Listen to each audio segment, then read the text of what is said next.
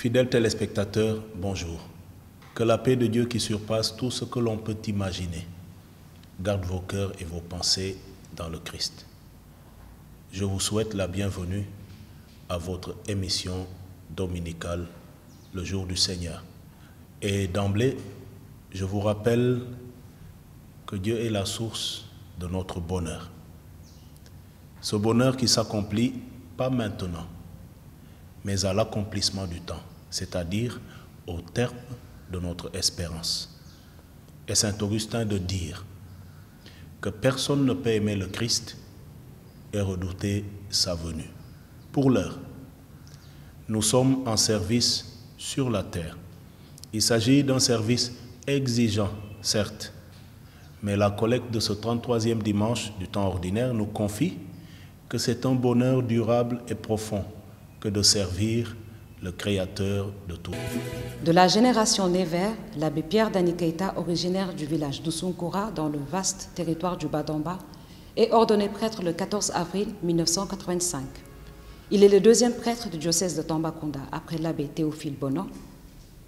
Participant observant de la jeunesse du diocèse du Sénégal oriental, l'abbé Pierre Keita nous partage quelques portions d'histoire. Je suis l'abbé Pierre Dany Keita,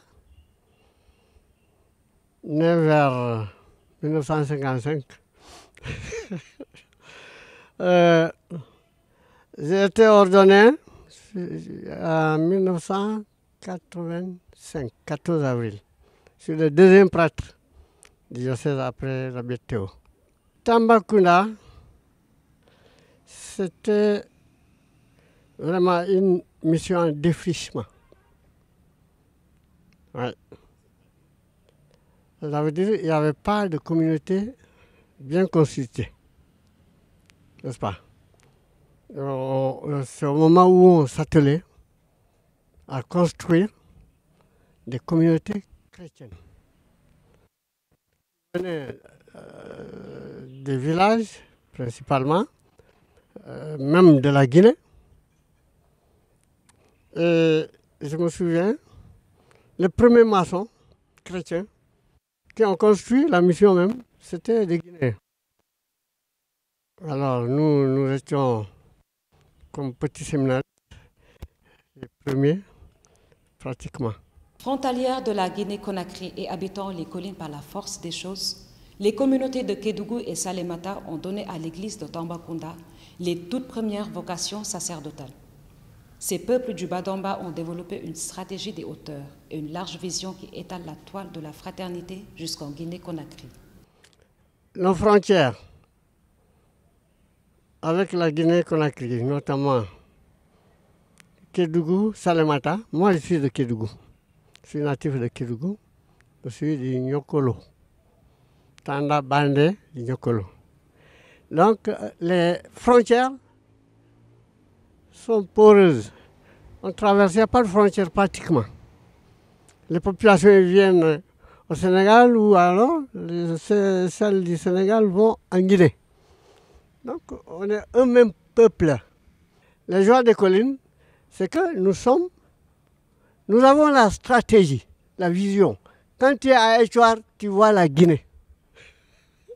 Lorsque les guerriers guinéens venaient, on balançait, les Bédiques balançaient des rochers. C'était la stratégie de la guerre. Vous allez à Iwol, vous avez des cavernes souterraines, sous la montagne. C'est là-bas que les villageois se cachaient. Moi, je suis né à Ouzengala, qui est sur la plaine. C'est de là-bas que le Seigneur m'a appelé. À 14 ans, j'étais baptisé. Après son baptême à 14 ans, l'abbé Pierre Keita a perçu l'appel de Dieu et a dû combattre pour y répondre. J'étais à Kédougou, à l'internat. J'ai demandé à mon papa d'être prêtre, à entrer. Ah non, non, il m'a dit non, ça n'a rien à faire. Alors, je me suis beaucoup bagarré pour vraiment... je forçais. C'était vraiment difficile, très difficile. J'ai affronté le refus de mon papa. En territoire de première évangélisation, la priorité semble être la catéchèse moyen efficace utilisé pour enraciner l'Évangile. Cette évangélisation des profondeurs, en dehors de l'élan missionnaire des tout débuts, est l'action d'un personnel apostolique rare pour le service des communautés modestes. D'ailleurs, l'abbé Pierre Keita met le curseur sur certaines difficultés. On a évolué, hein?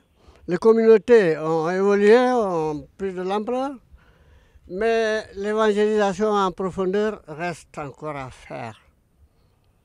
Et nous sommes confrontés à BTO, vous a dit, un territoire vaste.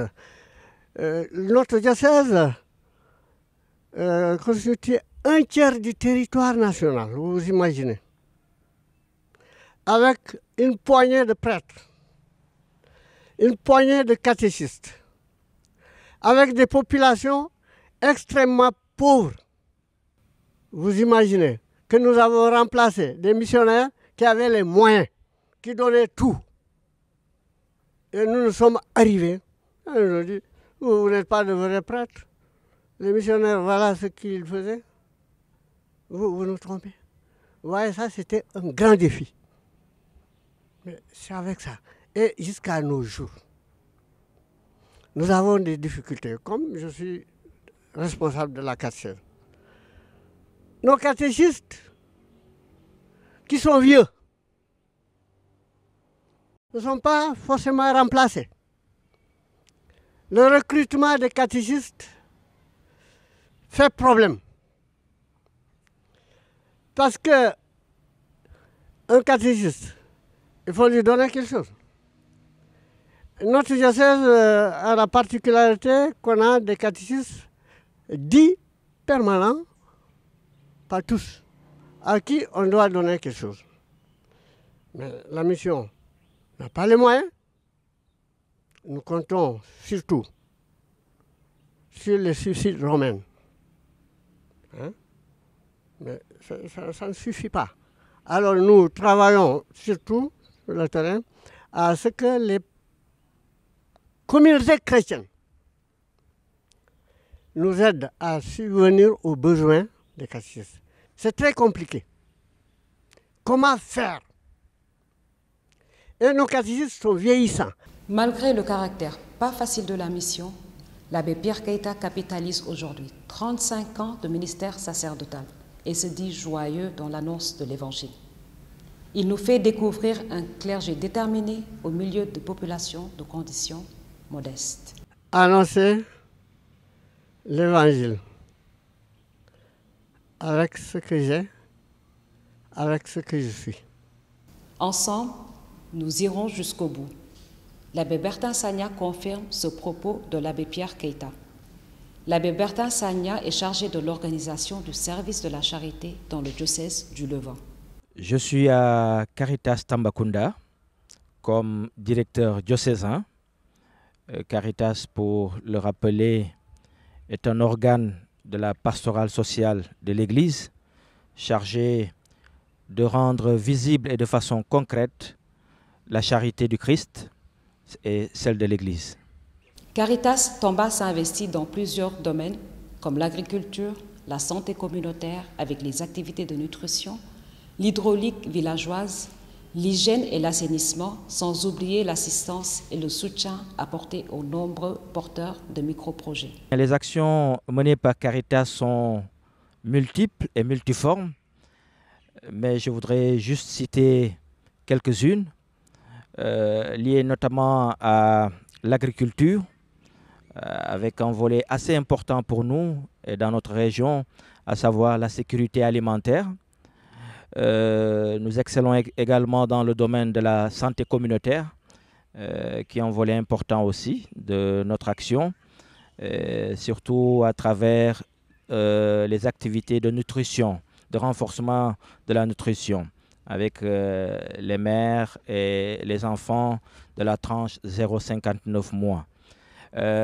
Nous sommes aussi actifs dans le domaine de l'hydraulique villageoise, à travers les puits que nous mettons en place au bénéfice des populations, avec tout autour de ces puits des activités comme le maraîchage ou les bois villageois.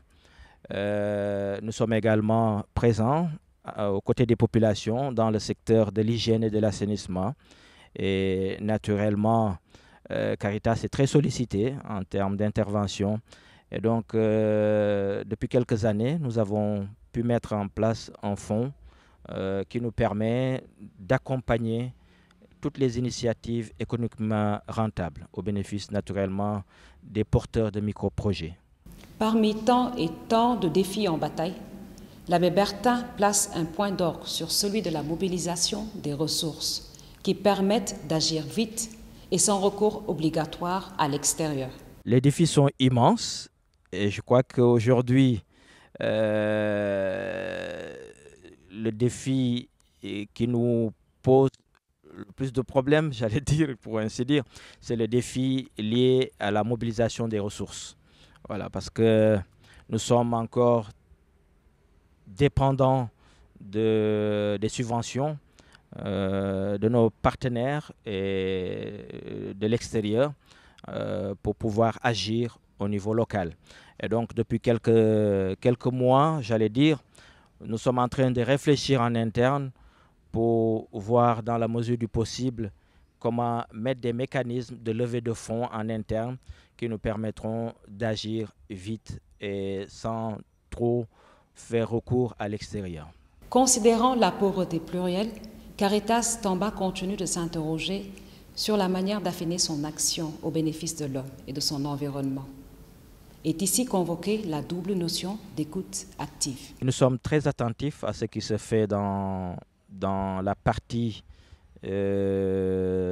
disons, sud-est intérieure, du côté de Kédougou, avec l'exploitation des mines d'or.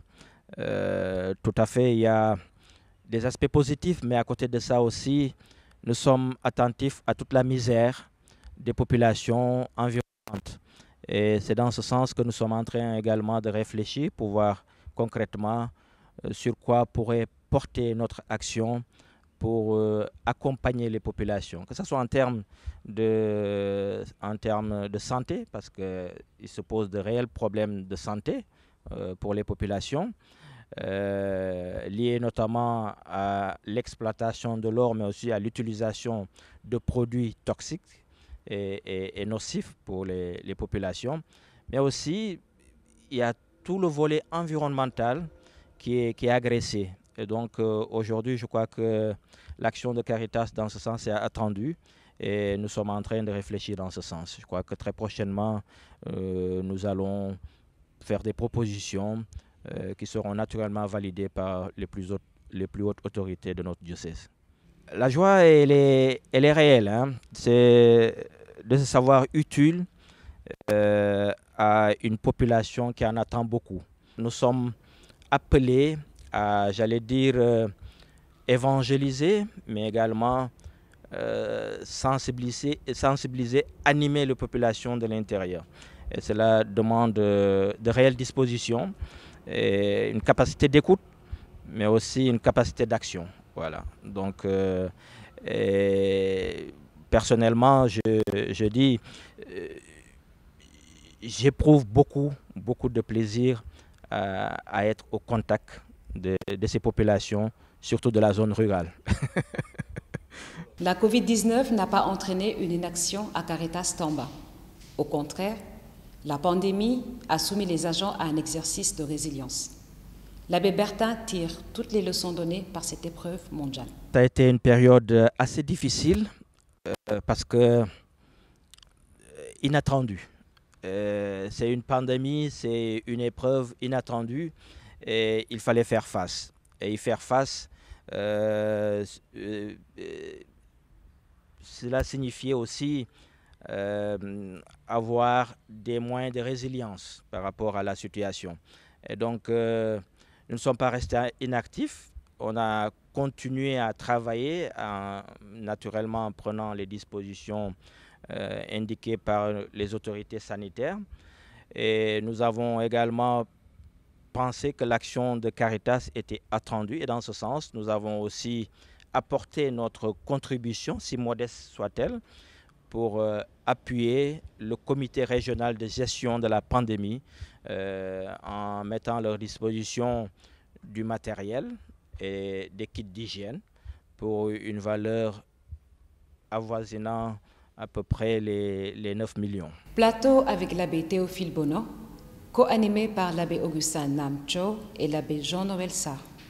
Suivez le fil de la discussion tenue dans la cour de l'église Saint-Clément avec le répondant général de son Excellence, Monseigneur Jean-Pierre Bassène. Chers téléspectateurs, chers internautes, après les étapes de Saint-Louis et de Thiès, Oficom, c'est-à-dire le service diocésain de l'archidiocèse de Dakar en communication, en collaboration avec le secrétariat général de la conférence épiscopale, vient aujourd'hui rendre visite à la communauté diocésaine de Tambacounda.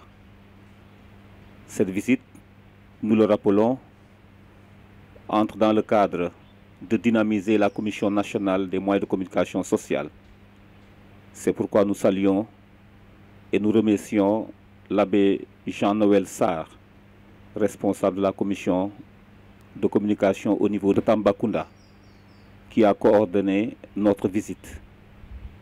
En l'absence de son Excellence, Monseigneur Jean-Pierre Bassène, administrateur apostolique du diocèse de Tamba, la délégation est accueillie par le révérend abbé Théophile Bono.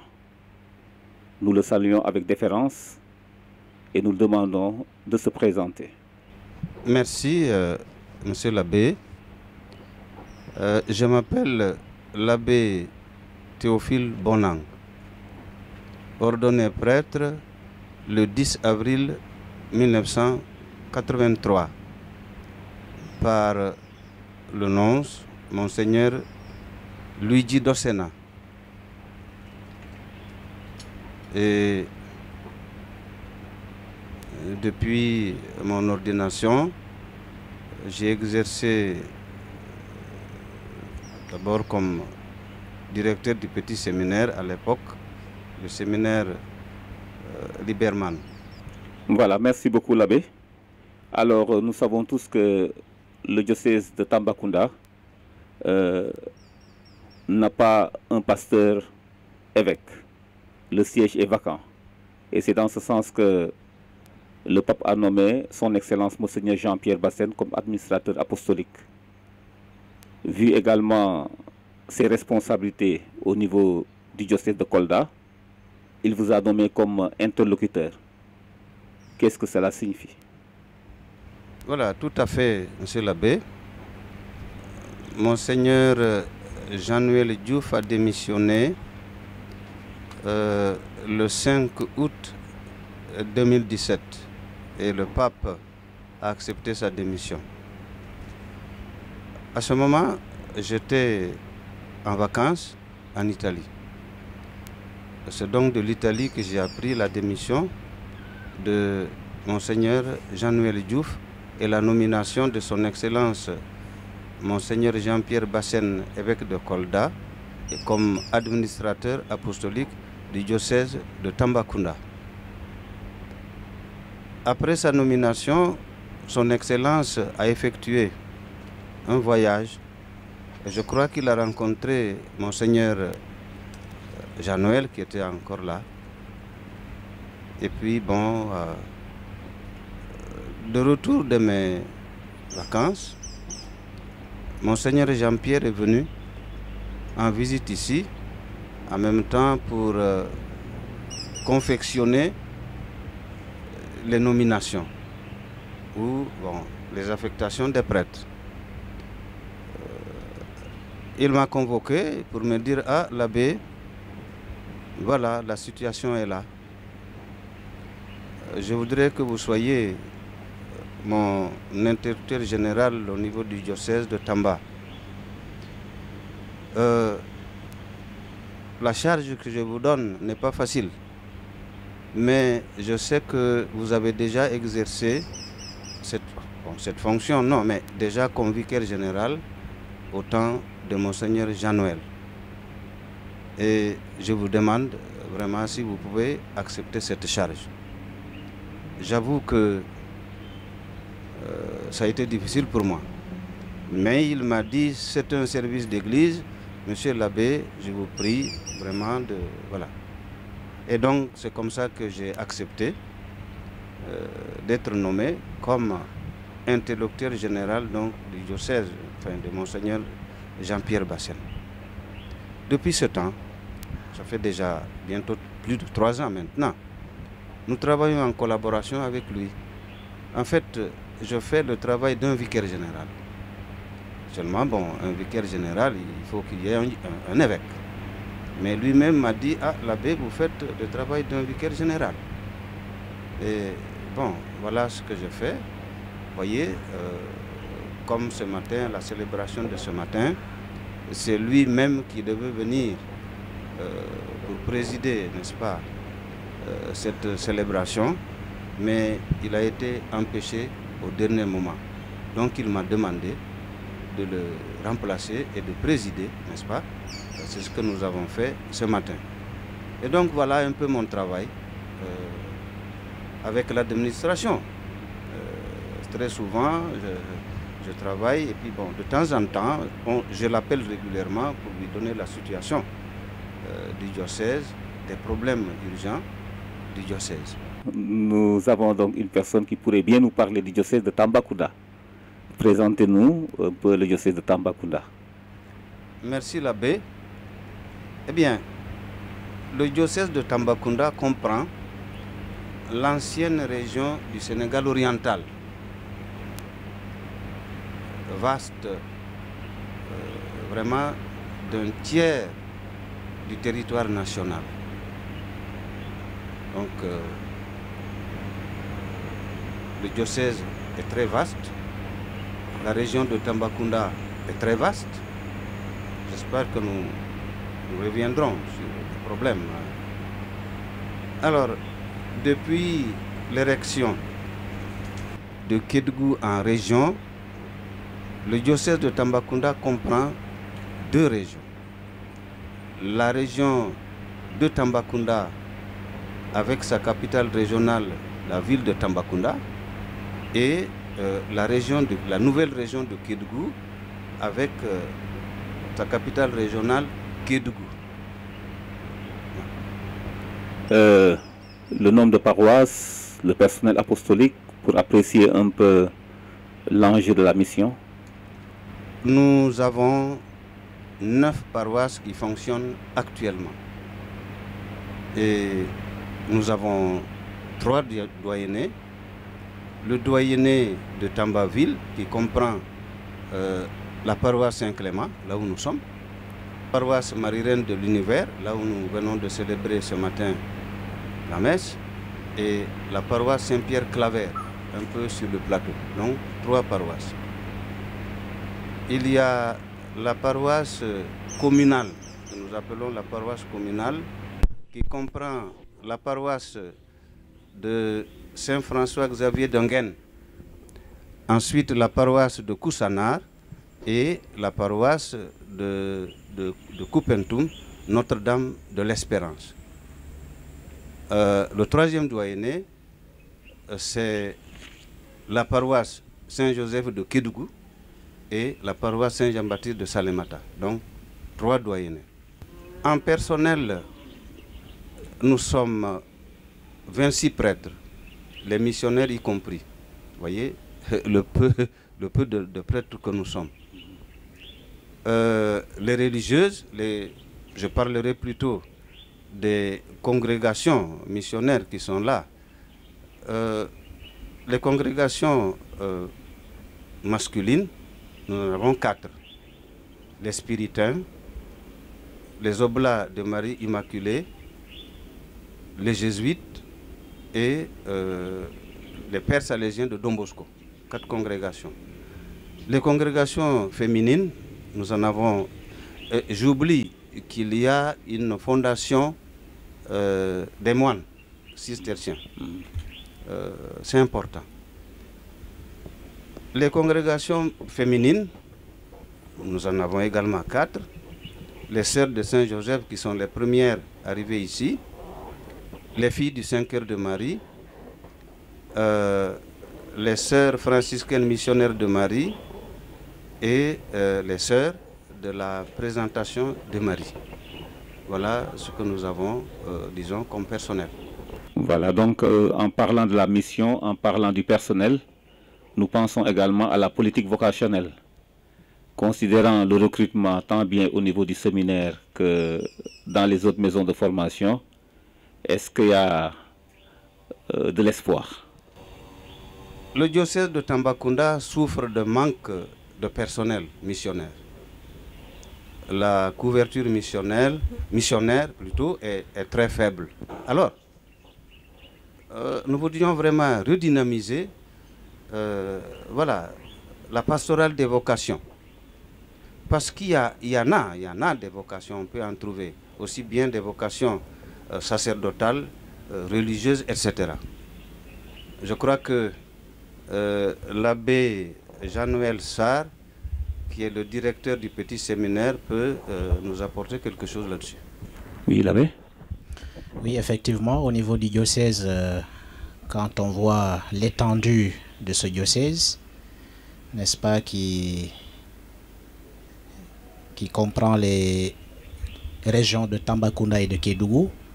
Tout à l'heure, l'abbé Théo, qui connaît très bien le diocèse comme étant le premier prêtre, a parlé de cette étendue. Vu cette étendue et le nombre, n'est-ce pas, de prêtres et même de religieux, religieuses, eh bien, pour nous, il est urgent de travailler à ce que ce personnel missionnaire puisse être étoffé. Au niveau des statistiques, on tournerait autour de 14 000 fidèles. 14 000 fidèles et puis 9 paroisses pour 26 prêtres. Je pense que c'est trop peu. Chacun à son niveau, aussi bien les fidèles que les prêtres. Chacun est appelé à travailler à ce que véritablement le diocèse qui est en essor, qui est en éveil au niveau des vocations. Ce travail commencera bien sûr au niveau des familles. J'aime bien donner cette image quand on prend un poste radio, on va écouter la radio. Eh bien, si l'antenne n'est pas bien orientée, on aura peut-être du bruit, mais on n'entendra pas très bien. C'est cela le rôle, n'est-ce pas, des familles, le rôle des parents, pour que les familles soient vraiment en terreau favorable à cet éveil, n'est-ce pas, des vocations.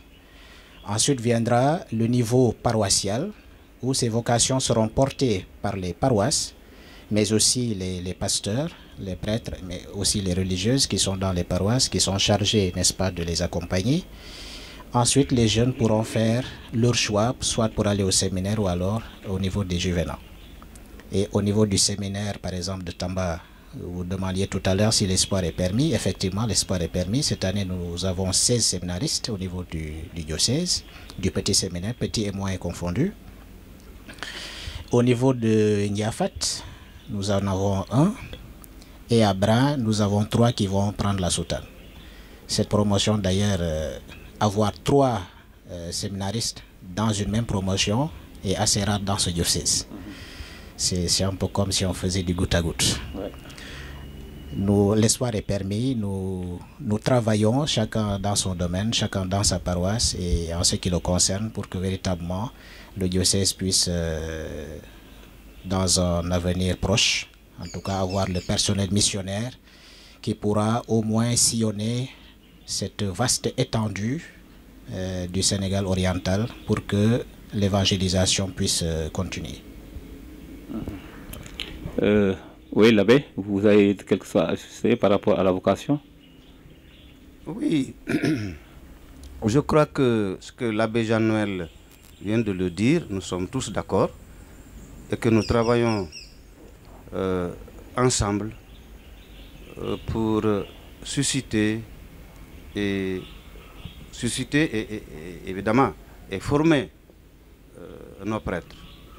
Je suis bien placé pour le dire parce que comme l'abbé vient de le dire ou j'ai dit au début, le diocèse de Tambacounda est trop vaste et vous comprenez, par exemple à Bakel nous n'avons qu'un seul prêtre, l'abbé André, etc. Et donc il nous faut en tout cas travailler tous ensemble prêtres, religieux et religieuses pour susciter les vocations. Je voudrais revenir un peu en arrière concernant la présentation des paroisses. J'ai omis la paroisse Saint-Augustin de Goudiri qui fait partie du doyenné de Tamba. Je m'en excuse. Voilà, donc un diocèse très vaste, un personnel réduit. Cela pose tout naturellement la question de la prise en charge du personnel. Quelle appréciation avez-vous de cela? Il faut absolument que les prêtres vraiment aient les moyens pour travailler, des moyens pour la pastorale. Vous comprenez, l'étendue du diocèse nous pose beaucoup de problèmes, des problèmes de déplacement. Quand vous devez vous déplacer de Kédougou, de Tambacounda à Bakel ou de Tambacounda à Salémata, c'est tout un problème.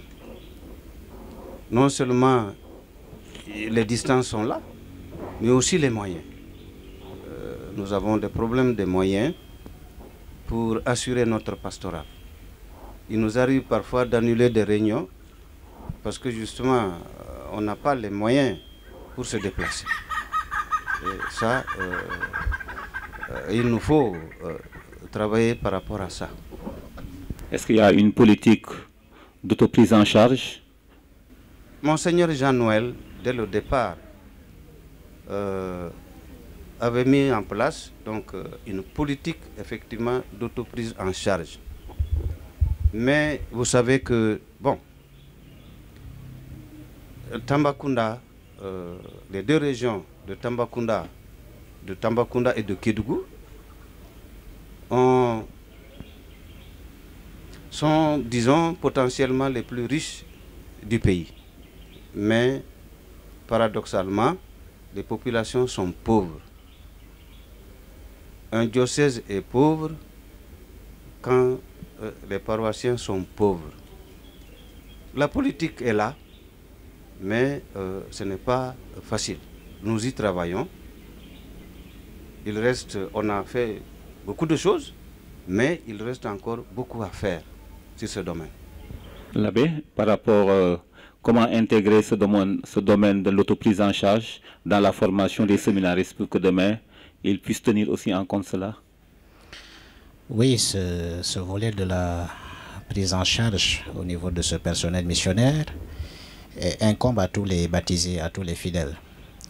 Avant d'y répondre, je voudrais insister et puis rappeler justement ces distances qui font que le travail pastoral ici est assez difficile. Quand vous prenez la paroisse de Salémata, qui est d'ailleurs la plus éloignée de Tambacounda, elle est à 313 km. La plus proche, qui est Koussanar, est à 45 km d'ici. C'est donc dire qu'il faut assez de moyens pour pouvoir travailler dans ce diocèse. Ça, c'est par rapport à la distance. S'y ajoute aussi les moyens de déplacement. Ces distances, pour les parcourir, c'est assez compliqué. Les visites pastorales, en tout cas dans certaines zones, n'allaient pas pouvoir se faire à cause tout simplement de l'enclavement, mais aussi de manque de moyens de déplacement au niveau de certaines paroisses.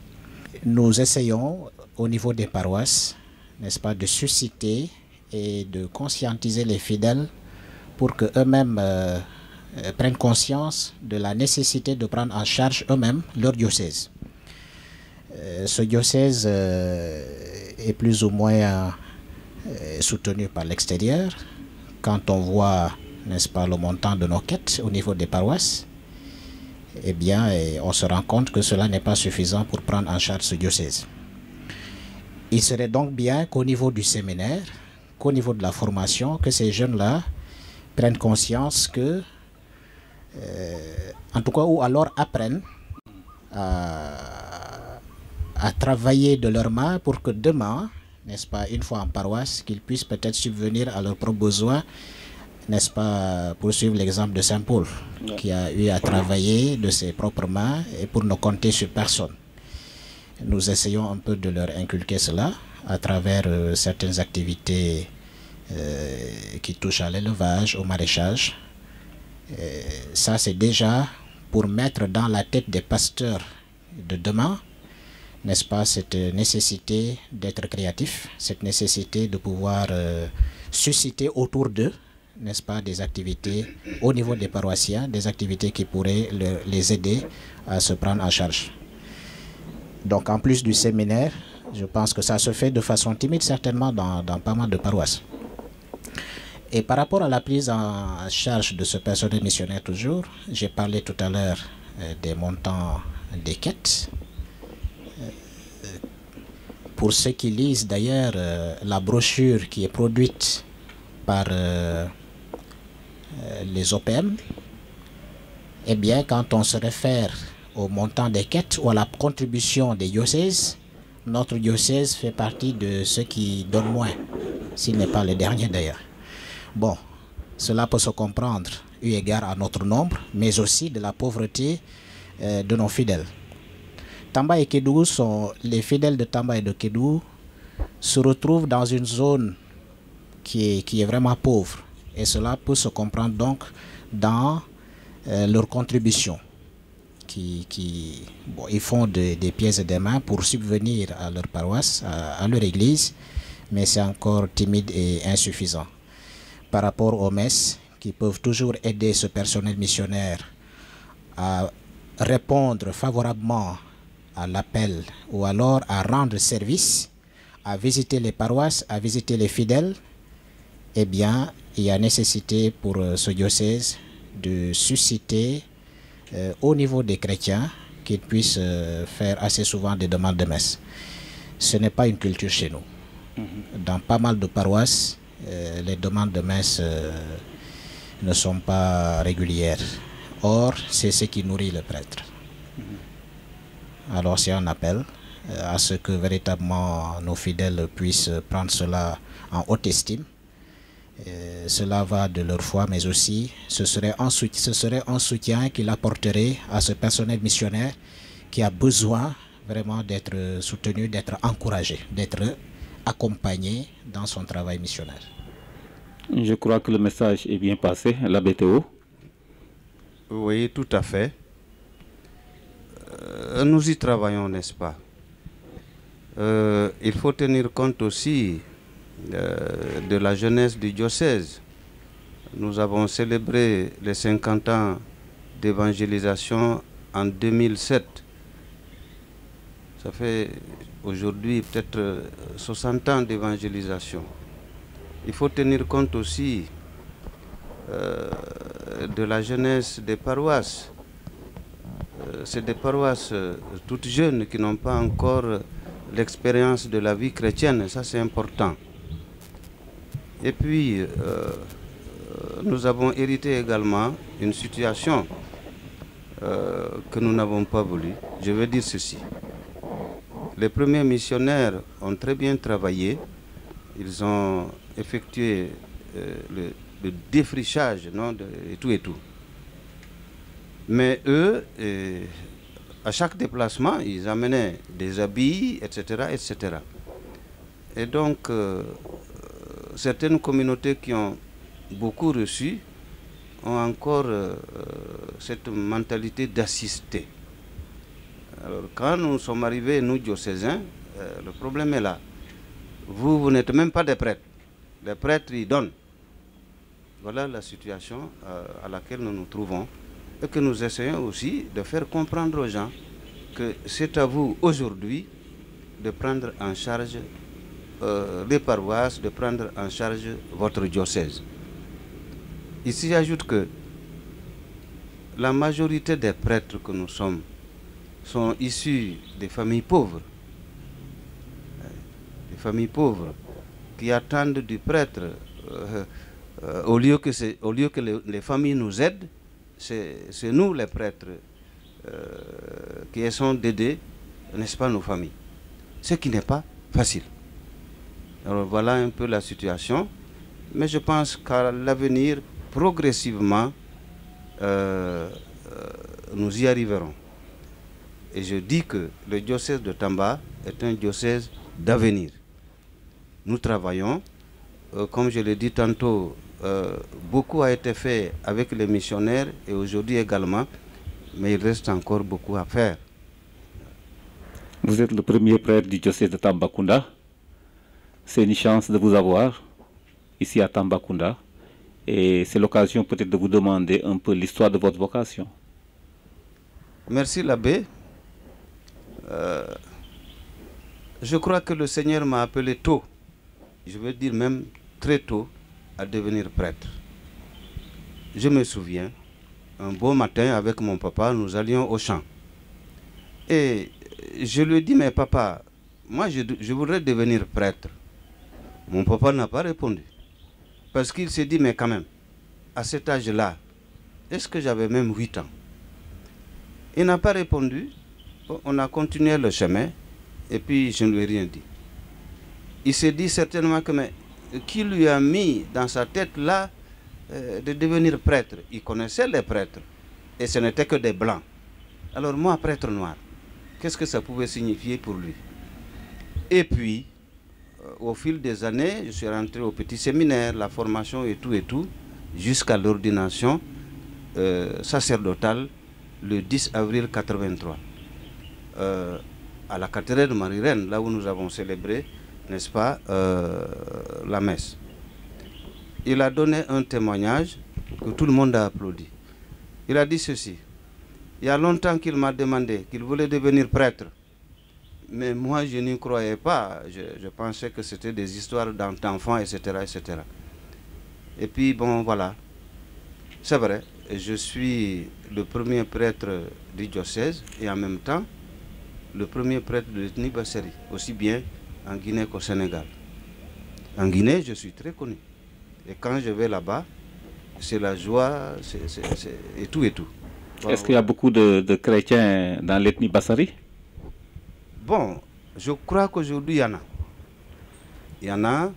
C'est-à-dire que l'ethnie Bassari a été enfin, l'évangélisation de l'ethnie Bassari a commencé vers les années 1940 à partir de la Guinée, à partir de la paroisse Sainte-Rose d'Ourous. L'évangélisation nous est venue de là-bas, en tout cas de l'ethnie Bassari. Au départ, ce n'était pas facile, mais quand progressivement les gens ont compris, je peux dire aujourd'hui qu'il y a quand même beaucoup de Bassari qui sont chrétiens. Et ils ont opté pour le christianisme. Voilà. De votre parcours de prêtre, nous retenons l'abbé Théophile Bona, professeur en dogmatique au grand séminaire de Sébikotane. Quels souvenirs avez-vous de ces années en service? Mes meilleures années du sacerdoce, je les ai passées au grand séminaire Liberman de Sébikotane. Je ne m'y attendais pas d'être nommé comme professeur. Je pense que bon, il y avait des gens beaucoup plus indiqués que moi. Là aussi, quand je suis revenu des études à Rome, en mai 91, Monseigneur Jean-Noël Diouf, qui m'avait déjà nommé vicaire général, m'a dit ceci: l'abbé, les évêques de la conférence épiscopale me demandent de te laisser aller au grand séminaire. Mais je leur ai dit que j'ai besoin de lui pour organiser le diocèse, il vient d'arriver. Mais je peux le laisser comme professeur vacataire. C'est ce qui s'est passé. Et puis, par la suite, finalement, il a accepté que je sois nommé comme professeur permanent au grand séminaire de Sébikotane. Nous avons passé de bons moments avec vous. Je crois que si je peux m'exprimer pour dire que j'aime le sacerdoce. Et quand je suis arrivé à Sébikotane pour la formation des futurs prêtres, j'ai aimé les séminaristes. Et c'est pour cela que je n'oublierai jamais mes années passées au grand séminaire de Sébikotane.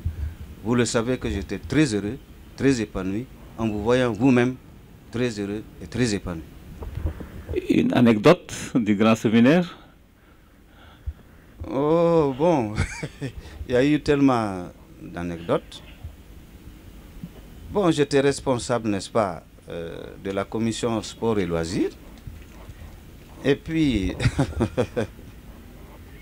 bon, un jour,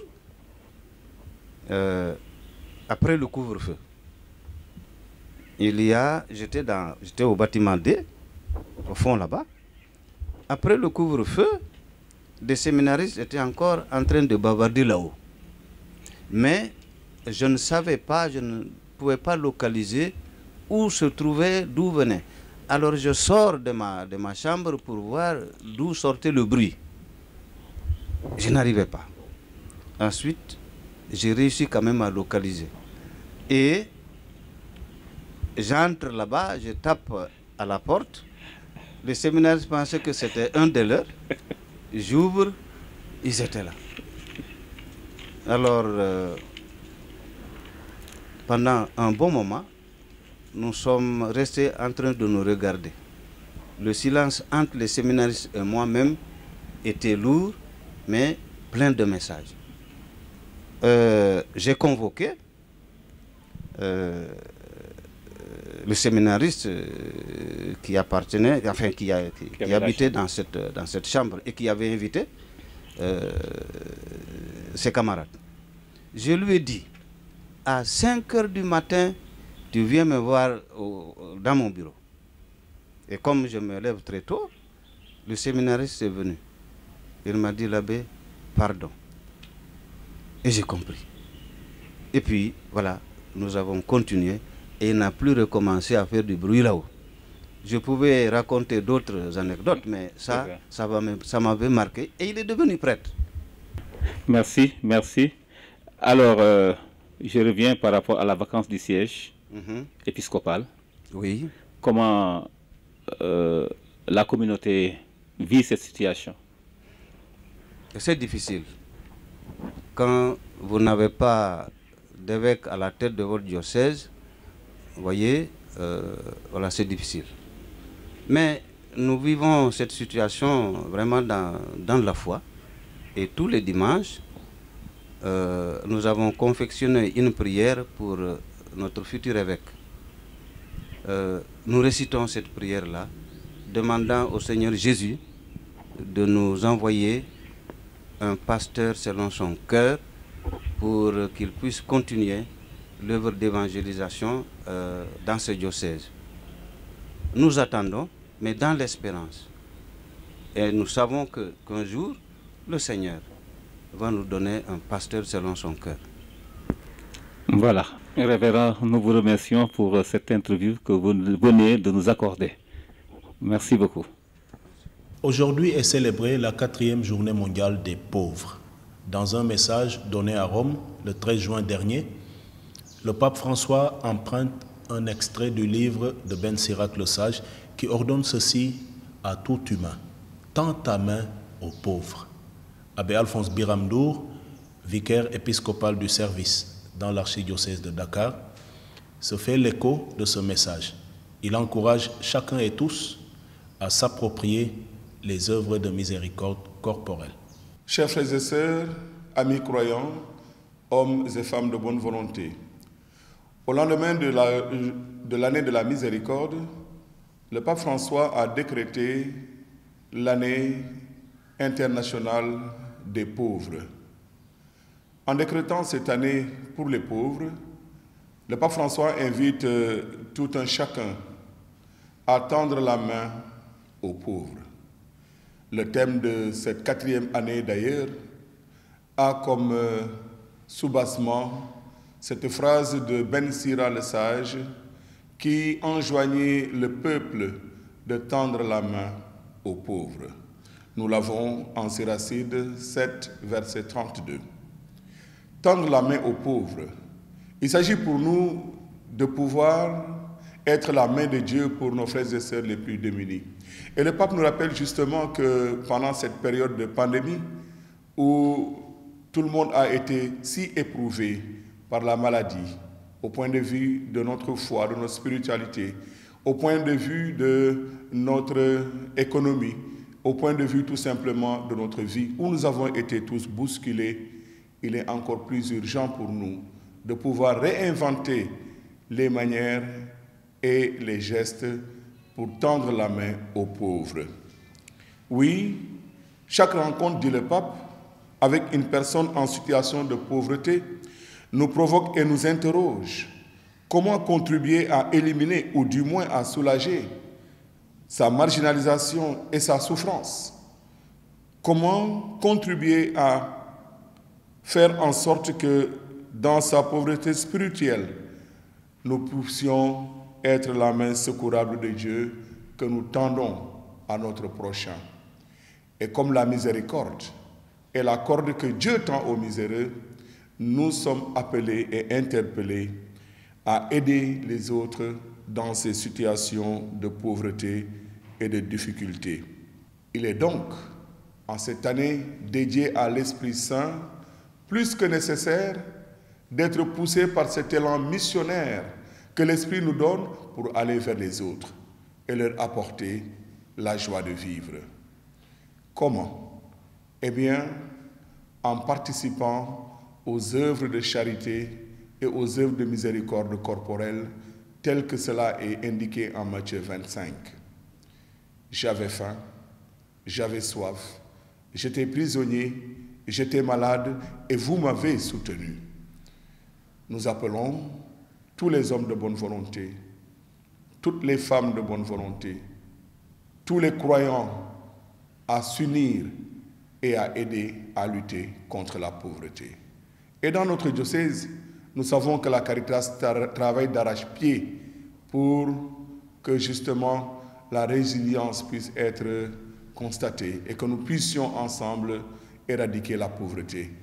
Aider la Caritas, c'est aussi tendre la main aux pauvres. Que le Seigneur notre Dieu nous accorde la grâce dont nous avons besoin pour continuer à porter notre action en faveur de la lutte contre la pauvreté. Bon dimanche des pauvres, 33e dimanche du temps ordinaire qui nous envoie en mission. Fidèles téléspectateurs, n'entendons pas par pauvreté, pauvreté matérielle seulement, parce que la pauvreté, en fait, est totale.